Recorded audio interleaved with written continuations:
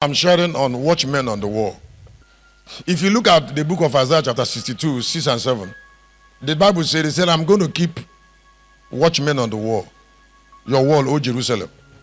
He said, you that call upon the name of the Lord, keep not silent until you. Now he's talking about vision. Now if you're a watchman, you should know your Jerusalem.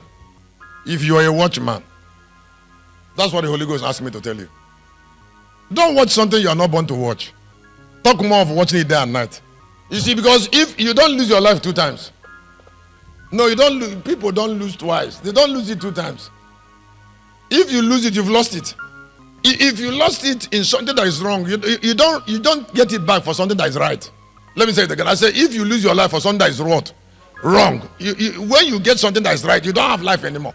Just like you didn't discover vision early in your life. You have spent a lot of time, 30 years, 40, and you don't know what you're supposed to live. When you eventually know, you don't have time anymore. You don't have the other time you have lost. You don't have time that you have lost. God does not make it up. That is why today, read. Read.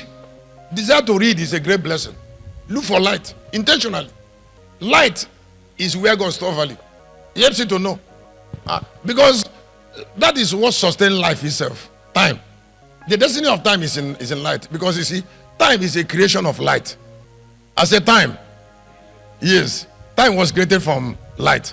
So if light is not shining, time cannot be calibrated. It's light that declares day and night. So a lot of people say they are watchmen. I say, what are you watching? Excuse me. Don't you know that in Habakkuk chapter 2, 1, 2, 3, that whatever you're watching opens to you. So since you said you're watching, what have you known uniquely? Because if you're watching something that is clear, like a book, what you're watching should be opening to you. And then it will be opening to you and be making you divine. I used to tell people, I said, a mother who sees anything clearly does not allow her children to live for whatever they want. If this woman knows vision and she has suffered, maybe from street, you understand vision, your children will never be in street. You always want to kill them. It's something you learn late. Your children should learn as early as possible. So because you learn it late. Now, if your life was delayed before you discover vision, you must not allow their life to be delayed. Their own lives to be delayed. Because where there is no vision, everything is left for destruction. There is no God. God cannot be introduced without vision. There is no yes and no. Outside vision, there is painful senselessness. And mistakes will abound. Life will be wasted. People will be doing to bomb everywhere. Anything they dream in the night makes meaning. Because it is vision that censors the heart. And then even if you dream something, you know that your life is not controlled by what you dreamt in the night. It's controlled by your understanding of vision. So if vision is not clear, a lot of things makes meaning to you. Your heart wanders up and down. And that wandering of the heart is part of wastage. Because if the heart starts wandering, anything can go into the heart. Because Satan has to subject a heart to wandering before somebody is wasted. Nobody is destroyed with vision. That is, you cannot be destroyed if vision lays grip on you. Because you can also no longer be deceived. I say you can no longer be. Your joy does not depend on what you have. It lays on proper investment of life. The moment that vision is clear, it will not be difficult for you to know the difference between you and another person. And every day, it will be getting clearer to you. And it satisfies you. Are there not people who believe that one day heaven will open? And Jesus will land from the firmament, is it not? Huh? Can't you see the way we pity them? Will it ever happen? Are people not believing in it? Are they not doomed for believing in a lie? That's what vision do. So when vision gets clear to people, it gives people amazing boldness. There's a devil that steals people's life and take them away from God. If the devil take from you what should connect you to God, you will not meet God. And what Mr. Devil is always doing is to take from people that thing that should connect them to God and still want them to meet God. There are people that eat their cake and they say that they still have it. How can you have it? I was telling somebody, I said, something you should achieve in your life under 40 years, you got 40 years without achieving it. It's supposed to be something you should keep and stand on it to arrest 50 years. You kept something nothing in 40 years. And then how do you arrest 50 years? And then you got 50 years, you kept nothing. How do you arrest 60? And then when they ask you, where is your life? You keep on dissipating it. You keep on scattering it. You say, God will bless you. How does God bless you without your life? He will use your life to bless you. In 41 of Genesis, Pharaoh said, there is no other person that have this spirit. So you're going to be my second. So vision is a spirit. Is a spirit in visionaries. I say it is what? And that is the capital angel of prosperity. Because there is preservation before prosperity. Vision must prosper you. All these people are just going up and down, sweating up and down, taking risk everywhere. As if the money can come into them. Let me ask you a question. Have they ever thought that Joseph didn't work anything much? And then he was able to buy the land of Egypt and buy Egyptians and give to Pharaoh. And he was a slave in Egypt.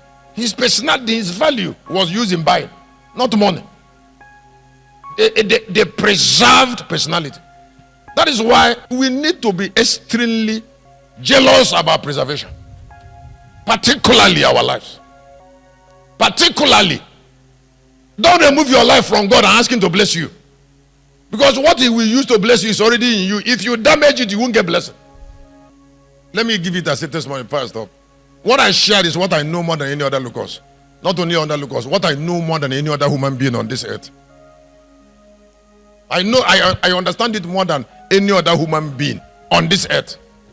I understand it more than any other. So I want to ask you a question. What do you understand more than any other human being? I understand value more than any other human being on earth. And in Lion's family, we don't joke with it. You don't attract me with pity. That's why I don't do careless cry. I look for substance. I want to hold something. Because I'm of throne. When it comes to value, like I told you, Galilee is going to be terrible. I don't want to joke. So when you come to me with weakness, I will not like you. Because there's no need. In the days of value, we should do what we must do to present something that should represent us. A crown. So don't even allow Satan to steal something that you should build your life on. Don't, if you're here, you have children. Don't allow Satan to steal something your children should build their life on. You know, there's a difference between Jesus' face and fine man. One day I was talking to police. Police told me, say, Shepherd, when I met you in Canada, you used to look like Jesus. Now you're looking fine. You're handsome now. I don't want to handsome. I want to look like Jesus. So that's why I'm stopping him. God, vision will rest on something to announce you. And that thing it will rest upon, you must protect it. And there is nobody God didn't give anything. All of us, he gave us something. So what is it? And then what effort have you made to protect it? Can I tell you something? Okay, say, Shepherd, God bless you. My sister called me yesterday. When she called me, she was saying, Shepherd of mankind. She's shepherd of this. I said, it's a head of life and immortality. My other sister. So I said, what is it? Tell me. She said she's at home. So you call him others. Now, she said when she go to Galilee, she don't feel like going. She don't feel like because of encounters. Now, I would like you to hear this. That thing my sister is making my sister to call me many times. She saw manifestation. The manifestation came from focus. There was a time it was not there. It was in me. I'm stopping with it. I say where that thing that happened, that is happening in Galilee, was in me. It was inside. I was going up and down with it. People didn't see it. People didn't believe in it. People didn't respect me because it was not visible. But I was seeing it. I did like this to it. I protected it. I keep looking at it. I keep firing on it. I keep spitting it. Now they like it. It came out because I protected it. What about if he had died in me? What about if I'm distracted? I put my hand in my heart and I was looking at that thing, protecting it. They didn't see it, but I was seeing it. It didn't concern them, but it concerned me. If they make mistake, it's not their fault. God will not hold them responsible because they were not seeing anything. It is me that was seeing what I was seeing that he should hold responsible. When you don't have vision, they will throw you into the world of darkness where there is so much noise because there must be wandering before destruction. So what I have just said is, watchman, Watch only your Jerusalem. Watch only your Jerusalem. If you're Mr. Adam, dress only Edom. If you are Jesus, mind the church only. There are other things that can get your attention. But don't turn your eyes from the principal thing that should take 90% of your life. 95. One thing should take 95. Other things can take 5 because you're a human being. But if what we take 95 is not clear, then somebody's dead. You see, because when you want to look for your life, you don't look for it in the remaining 5. You look for it in the 95. And you have to be sure what the 95 is. And that is your Jerusalem. And then, don't rest until it becomes a praise. Because if your Jerusalem becomes a praise, it is you that is a praise. Now, if you didn't become praise, so what are you? Why did you lose your first 40 years? 35, 50. Why did you lose it? You might not have money, but don't forget, greatness does not separate from money. There is a number of years you should stay on this earth. You cannot rent a house. If your value is high, you can't rent a house now. You should be able to have an altar where you live. Because your house is an altar. And then someone said it doesn't matter. If it doesn't matter, what matters? The blessing of the Lord make it rich. It does not add sorrow. But it has to be clear. If you mind your Jerusalem, make it beautiful, it gets you what you want. That Jerusalem gets you what you want. You came to pray, you can pray any prayer when they mention prayer point in prayer room. But that one you pray before prayer starts. And the one you pray after prayer starts. The one you pray during break is what? And when you're keeping your life, tell God that you're keeping your life on this Jerusalem. So that when this Jerusalem is made beautiful, it is you that's made beautiful. So that when somebody is giving you advice, you can imagine you're already 40 years and somebody is giving you advice.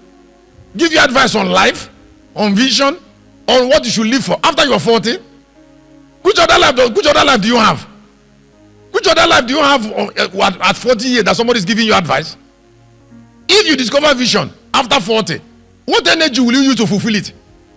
And what time do you have? You mean that you kept your first 40 years somewhere and walk away? Do you know why people are walking up and down? Because they believe there is something God should keep them somewhere. No. If you live your 40 years somewhere and walk away, you're trying to enter into the labor of others. And they will not allow you. Because there is nothing on earth that God works. You cannot destroy your life and want to reap people's harvest. You came to we are going to Galilee. You come there. You saw massive expansion everywhere. People are milling up and down there because they're going to be terrible attendants in Galilee. There. A lot of people are come from different parts of the world. And you don't know that's labor. You can't come in front there because some people have been laboring that thing. Some people have been going there since more than 15 years. Some people 20. And you came from where? How can you come in front? People are already in front. Those who own that place have already owned it. I said those who have, those that own it they're owning it already.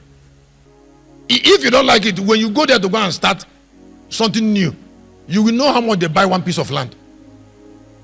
One plot. And you will now know that you don't use offering to buy land. And then somebody said, hey, that offended you. Offended you where? I like awareness. I like when I meet people, they know themselves. You see, because it's a sign that you're saved. It's a sign that your life is not lost. Put your hand together for Jesus. Beautiful.